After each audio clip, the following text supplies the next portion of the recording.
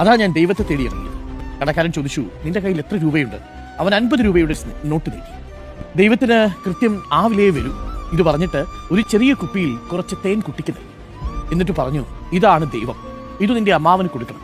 സന്തോഷം കൊണ്ട് തുള്ളിച്ചാടിയ കുട്ടി വേഗം ആശുപത്രിയിലെത്തി. എന്നിട്ട് സന്തോഷത്തോടെ വിളിച്ചുകൂവി, ഞാൻ ദൈവത്തെ കൊണ്ടുവന്നു, എന്റെ അമ്മാവൻ രക്ഷപ്പെട്ടു. പിറ്റേന്നൊരു വലിയ മെഡിക്കൽ സംഘം ആശുപത്രിയിലെത്തി. അവർ കുട്ടിയുടെ അമ്മാവന്റെ ചികിത്സ ഏറ്റെടുക്കുകയും മണിക്കൂറുകൾക്കുള്ളിൽ അയാൾ ജീവിതത്തിലേക്ക് തിരിച്ചെത്തിയെന്നുമാണ് കഥ. ദിവസങ്ങൾക്കു ശേഷം വീട്ടിലേക്ക് മടങ്ങാൻ നേരം ബിൽ ചോദിച്ചെങ്കിലും അടച്ചെന്നായിരുന്നു മറുപടി. ഇതോടെ അമ്മാവൻ കുട്ടിയോട് എന്താണ് സംഭവിച്ചത് എന്ന് ചോദിച്ചു. അവൻ നടന്നതെല്ലാം പറഞ്ഞു. അങ്ങനെ ദൈവത്തെ തന്നുവിട്ട മനുഷ്യനെ തേടി ഇരുവരും പോയി. ആ നാട്ടിലെ ഏറ്റവും വലിയ പണക്കാരനായിരുന്നു അത്. അയാൾ തന്റെ ജീവൻ രക്ഷിച്ചതിന് നന്ദി പറഞ്ഞു.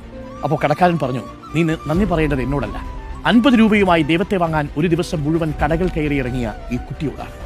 ദൈവത്തിന്റെ വില എന്ന് പറയുന്നത് ഒരു നല്ല ഹൃദയമാണ്. മറ്റുള്ളവർക്ക് വേണ്ടി നമ്മൾ നടത്തുന്ന കൊച്ചു യാത്രകൾക്കിടയിലാണ് നമ്മൾ പലപ്പോഴും ദൈവത്തെ കണ്ടെത്തുക.